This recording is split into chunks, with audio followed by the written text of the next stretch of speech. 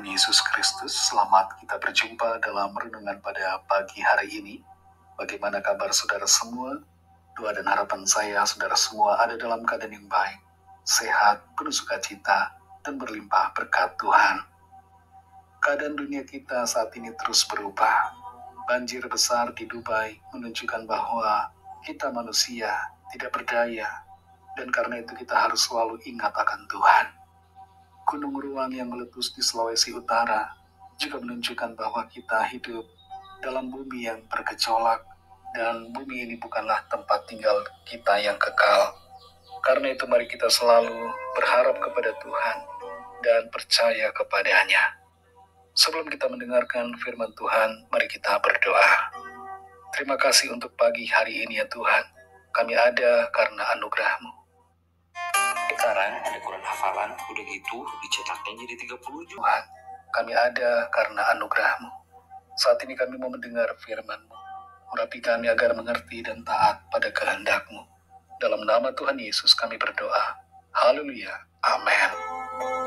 Saudara yang dikasihi Tuhan, ayat renungan kita pada saat ini terdapat dalam 1 Yohanes 2 ayat 28. Tertulis demikian. Maka sekarang anak-anakku, tinggallah di dalam Kristus, supaya apabila Ia menyatakan dirinya, kita beroleh keberanian percaya dan tidak usah malu terhadap Dia pada hari kedatangannya. Saudara yang dikasihi Tuhan, tahun 2023 yang lalu, Gubernur Lampung menerima kedatangan Presiden Republik Indonesia dalam kunjungannya ke daerah. Dalam kunjungan itu, jalan yang dipilih oleh Presiden untuk dilalui adalah jalan yang mengalami kerusakan selama bertahun-tahun dan belum diperbaiki. Akibat kejadian itu, sang gubernur menjadi malu. Berbicara tentang rasa malu, perasaan malu merupakan suatu kondisi yang akan dialami oleh tiap orang yang tidak hidup dalam Kristus saat Tuhan Yesus datang kembali di akhir zaman. 1 Yohanes 2 ayat 28 ini mengatakan, maka sekarang anak-anakku, tinggallah di dalam Kristus, supaya apabila Ia menyatakan dirinya, kita beroleh keberanian percaya dan tidak usah malu terhadap Dia pada hari kedatangannya. Kata tinggallah di dalam Kristus yang disebutkan di ayat ini merupakan penekanan utama. Setiap kita yang percaya, yang sungguh setia kepada Tuhan, mempunyai ciri ini, yaitu tinggal di dalam Kristus.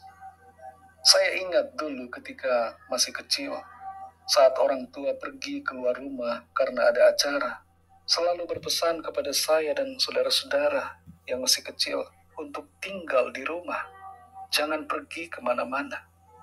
Orang tua menasihati kami untuk tetap tinggal di dalam rumah, agar kami tetap dalam kondisi yang aman, terhindar dari berbagai hal yang tidak baik dan berbagai rencana jahat manusia. Secara rohani, Tuhan mau kita tinggal di dalam Dia, agar kita tidak binasa, tidak tersesat dan tidak tergoda dengan berbagai tipu daya iblis. Tuhan mau kita selalu ada di dalam Dia. Kata anak-anakku di sini merujuk kepada orang-orang percaya, dan itu artinya kita semua yang hidup sekarang ini juga menjadi target dari firman Tuhan ini. Kita semua yang percaya perlu memiliki sikap menanti-nantikan kedatangan Tuhan Yesus untuk kembali. Kapan saja kita harus siap sedia. Entah itu berarti kedatangannya kembali di akhir zaman, atau berarti kematian jasmani. Setiap kita harus selalu siap sedia, dan selalu ada dalam keadaan yang waspada untuk menantikan kedatangannya. Tinggal di dalam Kristus yang disebutkan dalam ayat ini, berarti hidup dalam iman, dan dalam ketaatan kepada firman-Nya, mengasihi Tuhan dan memiliki persekutuan yang erat dengan Dia.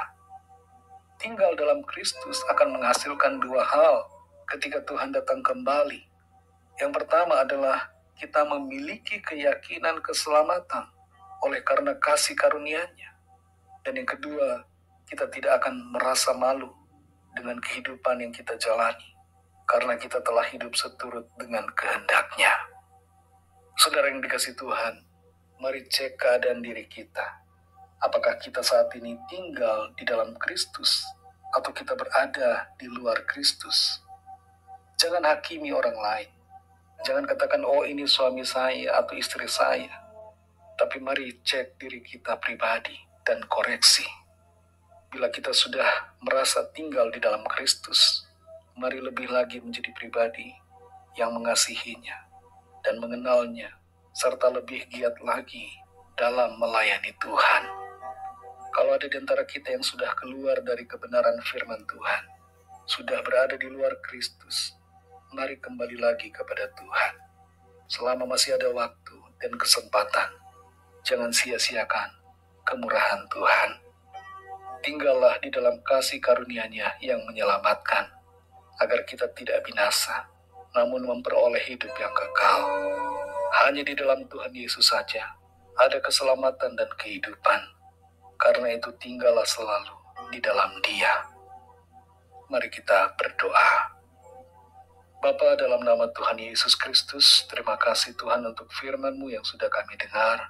Firman-Mu yang mengajarkan kepada kami semua untuk tetap tinggal di dalam Engkau, mengasihi-Mu, beriman kepadamu, setia melakukan kehendak-Mu, sehingga kami tidak akan malu ketika Tuhan datang kembali, ketika Engkau menjemput kami atau ketika Engkau datang kedua kali di akhir zaman. Kuatkan kami selalu ya Roh Kudus, dan tolong kami untuk teguh berdiri di atas kebenaran firman Tuhan, dan selalu setia dalam iman dan kasih kepada Tuhan. Saat ini kami berdoa, mohon lawatan Tuhan atas setiap kami yang sakit dan yang sedang dalam pergumulan, agar tangan Tuhan menjamah, menyembuhkan, memulihkan, melepaskan, dan memberikan jalan keluar yang ajaib. Mujizat-Mu yang heran dinyatakan atas setiap kami. Kami percaya kami alami jawaban, kami alami pertolongan Tuhan, kami alami mujizat Tuhan. Berkatilah kami Tuhan di sepanjang hari ini, dalam segala tugas aktivitas kami. Biarlah kuasa pertolongan Tuhan nyata bagi kami semua. Kami serahkan semua ke dalam tangan kasih-Mu. Dalam nama-Mu yang kudus, nama Tuhan Yesus Kristus, kami sudah berdoa dan mengucap syukur.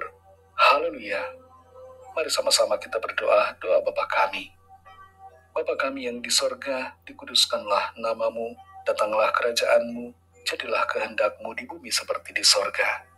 Berikanlah kami pada hari ini makanan kami yang secukupnya, dan ampunilah kami akan kesalahan kami, seperti kami juga mengampuni orang yang bersalah kepada kami.